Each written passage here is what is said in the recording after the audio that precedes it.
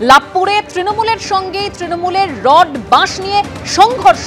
কি কারণে এই সংঘর্ষ, যেখানে একজনের মৃত্যু পর্যন্ত হয়ে গেল? বিস্তারিত আমরা জানবো আমাদের প্রতিনিধি ভাস্কর মুখোপাধ্যায়ের কাছ থেকে। ভাস্কর, দেখো, যেটা জানা যাচ্ছে গত 5 তারিখে লাভপুর থানার যে ওখানে একটি ঝামেলা হয় এবং সেই ঝামেলাকে কেন্দ্র করে দুই গোষ্ঠীর মধ্যে সংঘর্ষ ঘটে এবং দুই গোষ্ঠী একে অপরকে লোহার রড এবং বাঁশ দিয়ে আক্রমণ করে।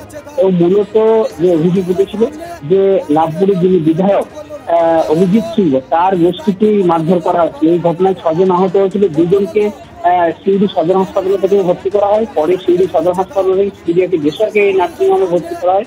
গুরুতর আহত আব্দুর রহমান মল্লিককে, এই আব্দুর রহমান মল্লিককে আজকে সন্ধ্যাবেলায় তার মৃত্যু হয়েছে বলে জানা যাচ্ছে।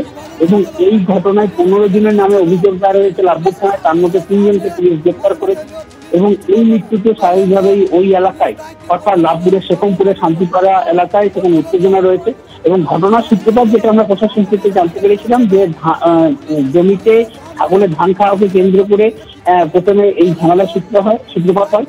পরে যখন এই তুমি আমাদের সঙ্গে থাকো, কিভাবে মেরে গেল পুলিশ আধিকারিকরা আছে, তাও পুলিশের সামনে মারামারি হলো, পুলিশে কিছু করলো না। পটলের লোক, পুলিশ থাকতে পটলের লোক কিভাবে মেরে গেল, পটলের লোক কিভাবে মেরে গেল, পুলিশ আধিকারিকরা আছে, তাও পুলিশের সামনে মারামারি হলো, পুলিশে কিছু করলো না। পটলের লোক, পুলিশ থাকতে পটলের লোক কিভাবে মেরে গেল, পটলের লোক। তৃণমূল বিধায়ক অভিজিৎ সিংহের সমর্থকদের উপর হামলা, তৃণমূল জেলা সহ সভাপতির অনুগামীদের বিরুদ্ধে এই হামলার অভিযোগ। ভাস্কর, আমাদের প্রতিনিধি রয়েছেন আমাদের সঙ্গে। ভাস্কর, এই তৃণমূল জেলা সহ সভাপতির কি কোনো প্রতিক্রিয়া পাওয়া গিয়েছে?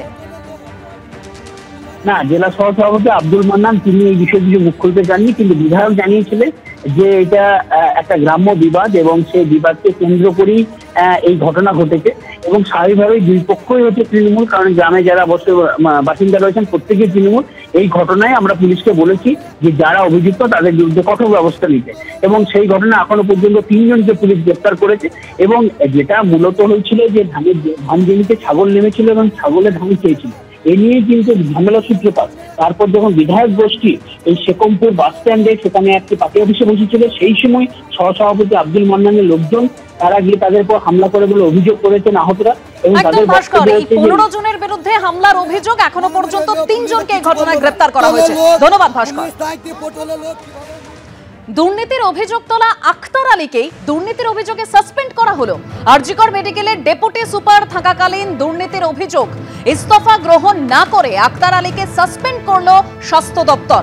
আখতার আলীর বিরুদ্ধে সরঞ্জাম পাইয়ে দেওয়ার বদলে টাকা নেওয়ার অভিযোগ, বরাত পাইয়ে দিতে টাকা, পরিবারের জন্য বিমানের টিকিট নেওয়ার অভিযোগ। 2টি সংস্থা থেকে একাধিকবার বিমানের টিকিট কাটিয়েছেন আখতার আলী। একটি সংস্থা থেকে স্ত্রীর অ্যাকাউন্টে 50,000 নিয়েছেন আখতার আলী। চতুর্থ আরেকটি সংস্থা থেকে 2,39,000 টাকা নেওয়ার অভিযোগ রয়েছে। 4 কোটি 14 লক্ষের বরাত পাইয়ে দিতে ঘুষ নেওয়ার অভিযোগ। একের পর এক দুর্নীতির অভিযোগে আখতার আলীকে সাসপেন্ড করা হয়েছে। বর্তমানে কালিয়াগঞ্জ হাসপাতালের ডেপুটি সুপার আখতার আলী বিজেপিতে যোগ দেওয়ার পরে চাকরি ছাড়ার জন্য পাঠান পদত্যাগপত্র। সেই ইস্তফাপত্র গ্রহণ না করে সাসপেন্ড করা হলো আখতার আলীকে।